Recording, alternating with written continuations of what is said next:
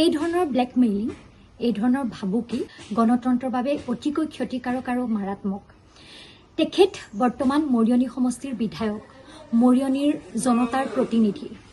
গতিকে member of legislative assembly হিচাপে তেখেতৰ যিটো পদমৰ্যাদা, সেই পদমৰ্যাদাৰ অধীনত তেখেতে সংবিধানৰ নামত শপত খায়। প্ৰতিজন নাগৰিকৰ প্ৰতি দায়বদ্ধ হৈ থাকিব বুলি তেখেতে শপত গ্ৰহণ কৰে।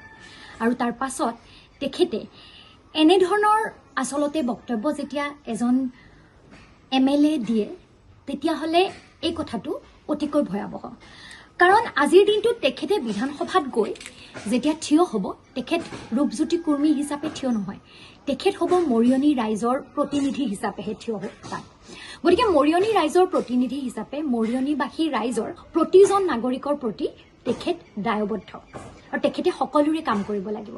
প্ৰত্যেকটো অঞ্চলৰ দুখ সুখ সমস্যাবোৰৰ বুজ লৈ সমস্যাবোৰ সমাধানৰ হকে তেখেতে কাম কৰিব লাগিব। আমি বিগত সময়ত গম পাই আহিছো বহু কথা, যে বহু ৰাইজক ৰাস্তাটো বেয়া হৈ আছিল, আপোনালোকৰ ইয়াত ভোট কম পালো গতিকে নবনাও বুলি কোৱা হৈছে, কাৰোবাক আঁচনি কাটি দিম বুলি কোৱা হৈছে, কাৰোবাক পোৱা সুবিধাখিনিৰ পৰা বঞ্চিত কৰিব বুলি ভয় ভাবুকি দিয়া হৈছে। নিৰ্বাচনৰ আগতো দিয়া হৈছে আৰু নিৰ্বাচনৰ পিছতো দিয়া হৈছে।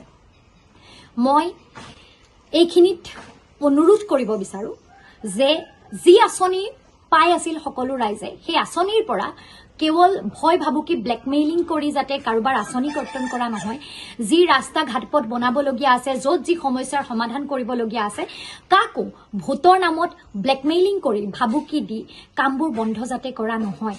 আজি সন্মানীয় বিধায়ক মহোদয়ে মৰিয়নিত যি উন্নয়নমূলক কাম কাজ কৰিব, এই কাম কাজ তেখেতে নিশ্চয়কৈ জানে যে তেখেতে নিজৰ টকাৰে নিজৰ পকেটৰ পইচাৰে নকৰে। তেখেতৰ যি দৰমহা, তেখেতৰ গাড়ীত ভৰোৱা তেলৰ যি টকা চৰকাৰৰ পৰা তেখেতে লাভ কৰিব, আজি বিধায়ক আৱাস যি লাভ কৰে, তেখেতে নিশ্চয় জানে এয়া তেখেতে তেখেতৰ পকেটৰ টকাৰে লাভ নকৰে, তেখেতৰ দৰমহাও ৰাইজৰ টকা। তেখেতে কৰা প্ৰত্যেকটো উন্নয়নমূলক কামৰ যি চৰকাৰী ধন আহিব, আঁচনিৰ ধন আহিব, এয়া ৰাইজৰ টকা, টেক্স পেয়াৰ্ছ মানি। গতিকে তেখেতে যিটো কথা কৈছে যে এই ঠাইত কিছুমান ঠাইত কাম হ'ব, কিছুমান ঠাইত নহ'ব, সেই অঞ্চলৰ ৰাইজৰ টেক্সৰ টকাবোৰ সংগ্ৰহ কৰা নহ'ব নেকি? টেক্সৰ টকা অসমৰ প্ৰতিজন ৰাইজেই দিছে।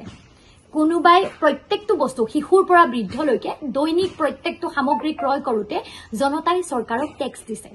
তাৰ পাছত কাৰোবাৰ বাবে কাম কৰিব, কাৰোবাৰ বাবে নকৰিব, এনেধৰণৰ মন্তব্য সঁচাকৈ লজ্জাজনক নহয়নে?